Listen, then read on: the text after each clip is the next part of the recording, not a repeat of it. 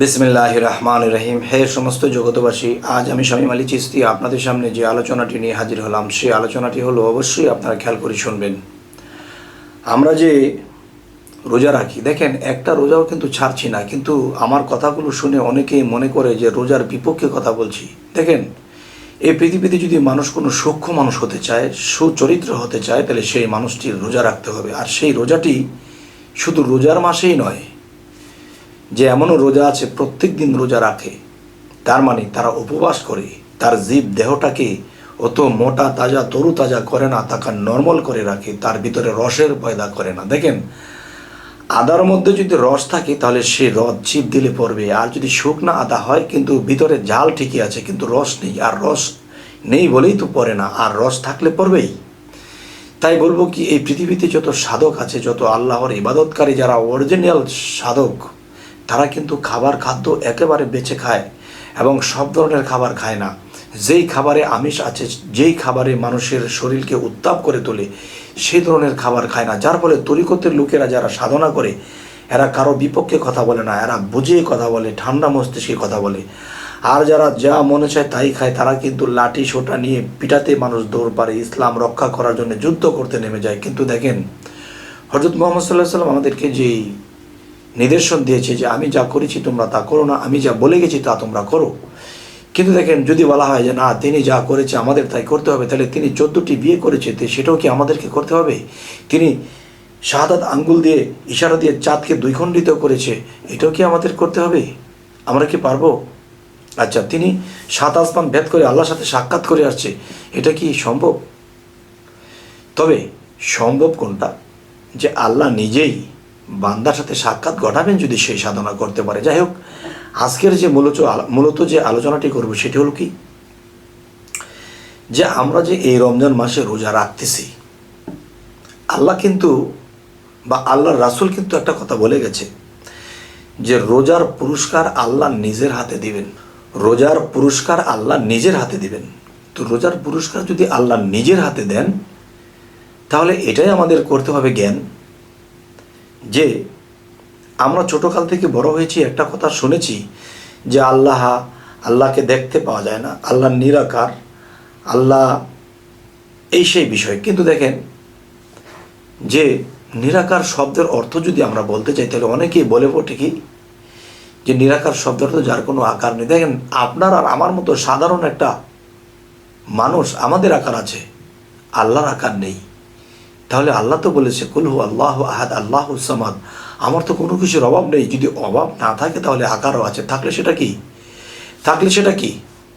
খালাকাল ইনসানি আদম ওয়ালি সুরাতিহি, আল্লাহ কি বলেছে? আদমের সুরত আমার, আর আদমের কালবের ভিতরে শাই এলাহির বারামখানা, আমার বারামখানা সেই আদমের কালবের ভিতরে। যাই হোক, আজকের যে মূলত কথা, যে আল্লাহ কি বলেছে, এই রোজার পুরস্কার আল্লাহ নিজের হাতে দেবে। তো আল্লাহর যদি আকার না থাকে, তাহলে আল্লাহর হাত কোত্থেকে আসলো? আর আল্লাহর হাতের কথা বলা হয়েছে যে আল্লাহ রোজার পুরস্কার নিজে হাতে দেবে, সেটা কোথায়? মৃত্যুবরণ করলে, হাসরের ময়দানে উঠলে, তখন না, নগদ যা পাও হাত পেতে নাও, বাকির কথা শূন্য। এই পৃথিবীতে বেঁচে থাকতেই আমরা দেখতে চাই আল্লাহর নিজের হাতে আমাদেরকে সেই রোজার পুরস্কার দেবে। যদি কেউ এই বিষয়টা না দেখে, আমি সাদা কাগজে লিখে দেব। আল্লাহ কিন্তু কোরআনে একটি জায়গায় বলেছে, দুনিয়ায় যারা আমাকে দেখলো না এবং দেখার চেষ্টা করলো না, হাসরের দিন তারা অন্ধ হয়ে উঠবে। তাহলে হাসরের দিন অন্ধ হয়ে উঠবে, আর হাসরের দিন যদি আমি অন্ধ হয়ে উঠি, তখন আল্লাহ যদি হাত দিয়ে আমাকে রোজার পুরস্কার দিতে আসে, তখন কি আমি চোখে দেখব? কারণ দুনিয়াতে না দেখলে তো আখিরাতে অন্ধ। তাই এসব কথার দ্বন্দ্ব। এখন আসল কথা যেটা, সেটা হলো কি, যে আল্লাহ নগদ যা পাও হাত পেতে নাও, বাকির কথা শূন্য। যে আমি রোজা রাখতেছি, রোজার পুরস্কার আল্লাহ নিজের হাতে দেবে। যদি নিজের হাতে এই পৃথিবীতে কেউ রোজার পুরস্কার না পায়, তার জন্য ঈদ নয়।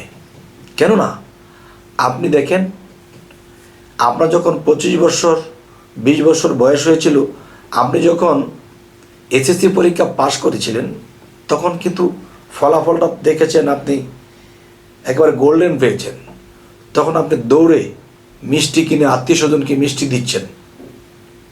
কেন দিচ্ছেন? আপনার হাতে যখন আপনার মাস্টার বা আপনার শিক্ষা প্রাঙ্গণ থেকে যখন আপনাকে সে ফলাফলটা দেওয়া হলো যে তুমি তো গোল্ডেন পেয়েছ, তখন মিষ্টি খাওয়াতে ধুম লেগে গেছে। আর যদি ফলাফলটা হাতে দিত যে তুমি 0-0, তুমি এবারও ফেল করেছ, তখন সে কি কখনো মিষ্টি খাওয়াতো? ফেল করেছে, এখন কি মিষ্টি খাওয়াবো? কিন্তু যে ফেল করলেও কাগজটা হাতে আসবে যে আমি ফেল করেছি, পাস করলেও গোল্ডেন পেলেও আমার হাতে কাগজটা আসবে যে দেখো তুমি পাস করেছ। তাহলে আল্লাহ নিজের হাতে পুরস্কার দেবে, কিন্তু নিজের হাতে শুধু পুরস্কার দেবে না, যে তিরস্কার প্রাপ্তি হয়েছে সেই তিরস্কারের জিনিসটাও তাকে বুঝিয়ে দেবে। তো এখন যে বিষয়টি সেটি হলো কি, দেখেন যে এই পৃথিবীতে যারা রোজা রাখতেছে এবং রোজার পুরস্কার আল্লাহর নিজের হাতে পায়নি, তাদের জন্য ঈদ নয়। আপনিই বলেন, ঈদ অর্থ কি? আনন্দ। আপনি যখন পরীক্ষার ফলাফলটা হাতে পেয়েছিলেন, যখন দেখেছেন আপনি ফেল করেছেন, আপনি তো মিষ্টি খাওয়াবেন না, আপনি আনন্দ করবেন না। তাহলে যখন আল্লাহ আপনাদের হাতে বা আমাদের হাতে রোজার পুরস্কার না দেবে, তো আমার কিসের ঈদ? আচ্ছা, তো আজকের এই কথার মূল হলো কি, এত কষ্ট করে যারা রোজা রাখতেছে আর তারা যদি আল্লাহর নিজের হাতে এই রোজার পুরস্কার না পায়, তাহলে দুঃখিত, আমার জন্যে এই ঈদ নয়। আচ্ছা, আজকের এই আলোচনাগুলো করার মূল উদ্দেশ্য কি? যে এর মূল উদ্দেশ্য হলো, দেখেন যে আমরা বুঝে না বুঝে আমতাজি চলছি। মূলত পুরস্কার এই পৃথিবীতে কোনো শরীয়তের লোক এই রোজার পুরস্কার পাবে না। কেন পাবে না? আপনারা কিন্তু জিনিসটা একটু খেয়াল করবেন। এই জন্যই পাবে না, শরীয়তের লোক হলো কি, তারা উপরটাও বোঝে না, ভিতরটাও বোঝে না। যারা উপরও বোঝে তারা ভিতরও বোঝে। যেমন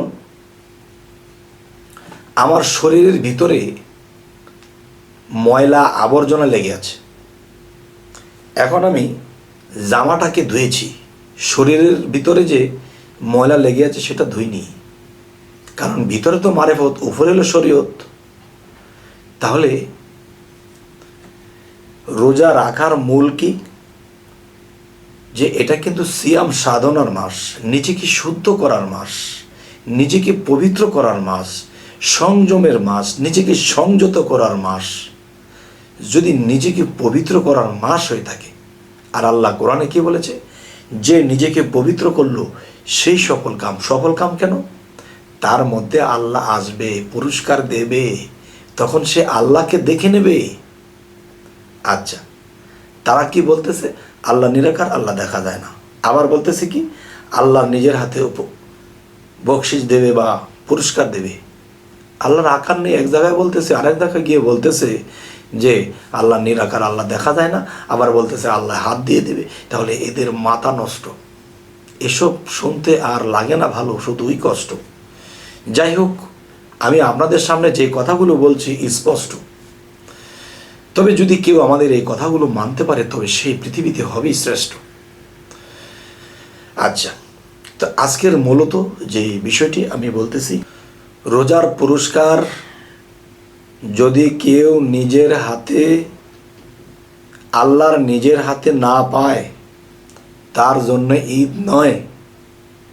আচ্ছা, কেমন ব্যক্তিকে নিজের হাতে আল্লাহ এই পুরস্কারটা দিবেন? বলছি, না খেয়ে রোজা রাখতে রাখতে সে মিথ্যাকে ত্যাগ করেছে, সে হালাল হারাম বেছে খেয়েছে, সে আল্লাহর সাধনা আমল করেছে, এবং রোজা সহি শুদ্ধভাবে রাখতে রাখতে তখন তার জীব দেহটা দুর্বল হয়ে গেছে, তার পরমাত্মাটা জাগ্রত হয়ে গেছে। আর তখনই পরমাত্মা জাগ্রত হয়েছে। সে যখন নিজেকে পবিত্র করেছে এবং সে তার জীব দেহটাকে নিয়ে অসুস্থ হয়ে পড়েছে, তার শক্তি নিয়ে চলার বলার মৃত মানুষের মতো হয়ে গেছে, তখনই সেই মানুষটির মধ্যে যখন আল্লাহ পবিত্র কিছু দেখে, তখনই আল্লাহ তার কালবে এসে বসে তখন মানুষকে কিছু বলে যায়। যারা জ্ঞানী চেতনোক্ত তারা বুঝে ফেলে যে আসলে এই ব্যক্তির মাঝে কে কথা বলল। এই জন্য বলি যে সেই ব্যক্তিকেই আল্লাহ এই রোজার পুরস্কার দান করবেন, যে নিজেকে পবিত্র করল এবং তার জীব দেহকে দুর্বল করে তার পরমকে জাগ্রত করল। আর তার চক্ষু আর তার নিজের চক্ষু থাকবে না, পরমের চক্ষু হবে। একটা হলো জীবের চক্ষু, একটা হলো পরমের চক্ষু। দুজন দুজনকে দেখে নেবে। কীভাবে রোজার পুরস্কার দিচ্ছে তাও তারা দেখে নেবে। যাই হোক, হে সমস্ত জগতবাসী, আজকের যে আলোচনাটি আমি এই জন্যই করলাম যে রোজার পুরস্কার শরীয়তের লোক পাবে না। কারণ রোজা রাখার যে মূল উদ্দেশ্য, এই উদ্দেশ্যই তারা ঠিকমতো বোঝেনি। যে দেখেন, নিজেকে শুদ্ধ করতে গেলে আমাদের নিরামিষ খেতে হবে। সে জায়গায় আমরা মাছ মাংস খেয়েছি, শরীরের উত্তাপ বেড়ে গেছে। যদি রোজার মাস ছাড়া আমরা 3 বেলা খেয়েছি, হিসেবে আমাদের 4 বেলা খাওয়া পড়ে। কিভাবে? যেমন ভোরে খেয়েছি, ইফতার খেয়েছি, তারাবি পরে আবার খেয়েছি, এরপরে আবার সেহরি খেয়েছি, খাওয়ার মধ্যে আছি। তাহলে যেই উপবাস থাকার মূল উদ্দেশ্য হলো আমাদের 10 ইন্দ্রিয় 6 রিপুকে দুর্বল করে দেওয়া, পরমাত্মাকে জাগ্রত করে দেওয়া, সেটা করিনি। আমরা নিজেকে নাপাকি রেখে দিয়েছি, যার ফলে আমাদের সেই পবিত্র হয়নি। আর আল্লাহর নিজের হাতে কখনোই পুরস্কার দিতে আসবে না। এই জন্য বলি, তরিকত ও মারেফতের লোকেরা এই সাইডগুলো বুঝে চলার চেষ্টা করে। বেশিরভাগ লোকই আল্লাহর দর্শন লাভ করে। কিন্তু শরীয়ত রোজার মাসে যত খাইবা পাপ হবে না, আর আল্লাহ অপচয়ের হিসাব নেবে না। নাউজুবিল্লাহ ওয়াস্তাগফিরুল্লাহ, এই কথা কোরআনে বলেনি, এই কথা সহি হাদিসে বলেনি। এগুলো হলো বানানো কথা। যারা গোশ মাংস পোলাও বেশি বেশি খায়, তাদের রাগ বেশি থাকে, হুম করে ইসলামের নামে তারা একটা খুন খারাপি করে বসে, কারণ তার শরীরের মধ্যে উত্তেজনা। আর পীর ফকির যারা, তারা দিন দিন না খেয়ে শুকাইয়া থাকে, তখন তার একটা শক্তি নেই, কাউকে একটা কটু বলা, কাউকে একটা থাপ্পড় দেওয়ার শক্তিও থাকে না। তখন কি হয়? তারা ঠিকই আল্লাহর দর্শন লাভ করে পৃথিবী ত্যাগ করে, আর তারা মাত্র খাইতে শুরু করেছে, বাড়ি বাড়ি খাইতে শুরু করেছে, আর সেটি খাইতে খাইতে শরীরের তাগড়া হয়েছে, তখন আর কিছুই মনে থাকে না। আমার এই কথাগুলো গ্র্যান্টেড এবং প্রমাণ করে দেওয়ার মতো অনেক কিছু আছে। যাই হোক, আমাদের চ্যানেলটি যদি আপনাদের ভালো লাগে তো অবশ্যই সাবস্ক্রাইব করে নেবেন, পরবর্তীতে যেন ভালো আলোচনা দিতে পারি। সকলেই ভালো থাকবেন। আল্লাহ হাফিজ।